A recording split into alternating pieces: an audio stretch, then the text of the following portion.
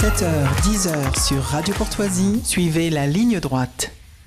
Et ce matin, il est 7h28, nous sommes avec Raphaël Audouard. Bonjour Raphaël. Bonjour. Alors, je rappelle que vous êtes directeur d'identité et démocratie et aujourd'hui, vous voulez nous parler évidemment de l'agriculture, parce que depuis plusieurs jours, des manifestations d'agriculteurs secouent le pays. Est-ce que ce phénomène est limité à la France, Raphaël Audouard ? En fait, ce qu'on voit, c'est que c'est un mouvement beaucoup plus large qui touche l'ensemble de l'Europe. Il a commencé il y a un an aux Pays-Bas avec des manifestations massives. Et maintenant, il s'étend. En fait, on voit évidemment les manifestations actuellement en France. On a aussi des manifestations en Allemagne. Et on voit aussi que l'Europe de l'Est est de plus en plus touchée par ce phénomène avec des manifestations massives d'agriculteurs en Roumanie, en Pologne, en Slovaquie, en Hongrie ou encore en Bulgarie. On voit aussi qu'on commence à avoir des prémices de mouvements qui émergent en Espagne et en Italie. Donc ces manifestations en France ne sont donc pas un phénomène isolé, mais s'inscrivent dans un vaste mouvement de contestation européen. Alors, qu'est-ce qui peut expliquer cette colère qui touche donc toute l'Europe ?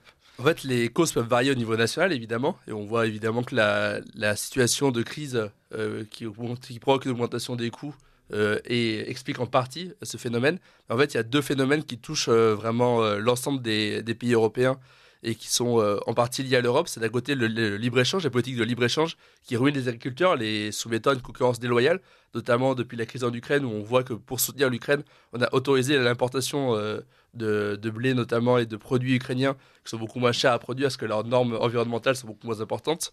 Et on voit aussi que de l'autre côté, il y a une multiplication des normes administratives et notamment environnementales qui touchent de plus en plus les agriculteurs. On peut citer par exemple la taxe sur le diesel agricole qui avait provoqué les manifestations en Allemagne, la volonté de faire baisser les émissions d'azote en réduisant le cheptel aux Pays-Bas. Donc, on voit que toutes ces obligations environnementales en fait, sont mal reçues par les agriculteurs. Donc l'Union européenne combine le pire du modèle libéral avec ses politiques de libre-échange et le pire de l'étatisme avec une tendance à tout vouloir réguler, notamment en ce moment avec la montée des préoccupations écologistes. Oui, mais ces réglementations écologiques, est-ce qu'elles ne sont pas nécessaires ? Évidemment, et d'autant plus que les agriculteurs sont souvent les premiers touchés. On peut penser au glyphosate, par exemple, c'est eux les premières victimes des conséquences sanitaires de ce genre de produits. Mais en fait, on est face à une double absurdité. D'un côté, ces mesures sont faites sans tenir compte des paysans. C'est-à-dire que c'est bien de réglementer, il y a des réglementations qui sont nécessaires, mais il faut les faire en partenariat avec les paysans pour faire en sorte que ces normes en fait, ne conduisent pas à des problèmes économiques pour eux et qu'elles se fassent justement qu'il y ait un accompagnement des agriculteurs dans ces évolutions nécessaires de leur métier. Et l'autre absurdité, c'est qu'en fait, on autorise l'importation de produits qui ne respectent pas ces normes. Donc en fait, c'est la double peine pour les agriculteurs. D'un côté, ils sont touchés par des normes qui augmentent leurs coûts, et de l'autre côté, on autorise une concurrence déloyale avec des pays qui ne respectent pas ces normes environnementales, qui peuvent donc produire des produits à très bas coût. Donc au final, la situation est assez proche de celle des Gilets jaunes. En fait, ça veut dire que les politiques européennes en fait, ne tiennent pas compte des Européens qui, eux, sont prêts à faire des efforts, mais qui veulent être écoutés. En fait, ils veulent qu'on prenne en compte leurs besoins. Donc vous mettez en parallèle la crise agricole et celle des Gilets jaunes. Évidemment, il y a des différences entre les deux, puisque les revendications ne sont pas les mêmes, parce que les acteurs ne sont pas les mêmes aussi. Les Gilets jaunes étaient une autre sociologie que les agriculteurs qui manifestent aujourd'hui. Néanmoins, en fait, on voit à la fois dans la crise des Gilets jaunes et dans la crise des agriculteurs actuels, un même conflit en fait, entre une Europe des grandes villes et une Europe des périphéries. En fait. On voit que ce sont les grandes villes, les grandes métropoles qui décident en fait, les politiques mises en place dans les différents pays européens, et ces politiques se font au détriment des périphéries qui ne sont pas consultés.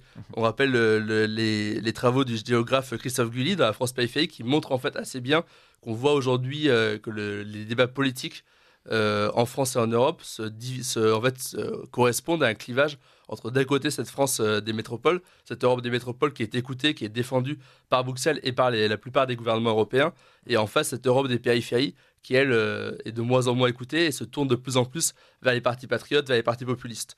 Et on retrouve ce même phénomène partout. On voit que le vote, la division entre le vote Macron et le vote Le Pen en France, la division entre le Brexit et le Remain en Angleterre, ou même la division entre le vote Trump et le vote Biden aux États-Unis, correspondent à ce clivage entre patriotes et mondialistes, qui est l'incarnation de ce clivage entre grandes villes et périphéries. Alors, justement, ce clivage géographique serait devenu plus important que les clivages sociaux. En fait, c'est un peu plus compliqué, parce que ce qu'on voit, c'est qu'il y a une très grande polarisation sociale dans le vote. C'est ce qu'a montré notamment Jérôme Sainte-Marie dans le Bloc contre Bloc.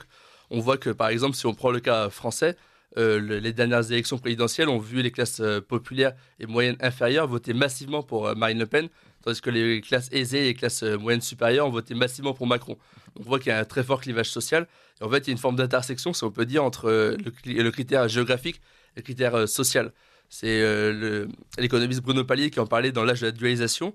Si on prend un peu l'ensemble des métiers aujourd'hui en France et en Europe et qu'on regarde en fait si dans les différents métiers on recrute de plus en plus du fait de la mondialisation, si jamais les salaires ont tendance à augmenter, on voit en fait une forme de courbe en U. C'est-à-dire que les salaires les plus élevés, les métiers avec les salaires les plus élevés ont tendance à avoir leur salaire augmenté, ont tendance à avoir un plus grand recrutement.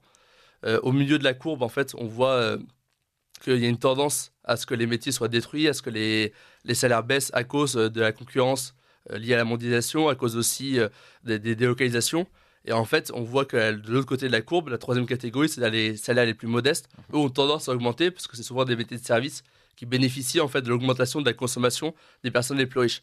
On voit trois catégories. Et en fait, la première catégorie qui bénéficie de la mondialisation, ce sont les classes moyennes supérieures et les classes aisées des grandes villes.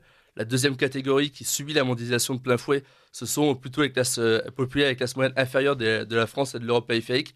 Et la dernière catégorie qui bénéficie d'une certaine façon de la mondialisation, même si jamais leurs salaires sont très peu élevés, ça correspond aux classes populaires immigrées des grandes villes qui font des métiers de service, notamment dans les banlieues en fait. Et on voit du coup en fait une cassure entre d'un côté les métropoles des grandes villes qui regroupent à la fois les gains de la mondialisation, donc les classes aisées et moyennes supérieures, et les immigrés en fait, qui en fait bénéficient quand même de la mondialisation et votent massivement pour les partis libéraux, pour les partis mondialistes. Et en face, une France et une Europe périphérique qui regroupe en fait justement ces perdants de la mondialisation et qui votent massivement pour des partis populistes et patriotes. Et en fait, on voit partout en Europe cette opposition entre d'un côté une Europe des métropoles composée des classes aisées et des immigrés qui bénéficient de la mondialisation et qui soutiennent des politiques mondialistes de Bruxelles, de Paris ou de Berlin, et de l'autre une Europe des périphéries composée des classes populaires et moyennes inférieures qui soutiennent plutôt les partis patriotes et dont la crise agricole, comme d'ailleurs la crise des Gilets jaunes, est une expression.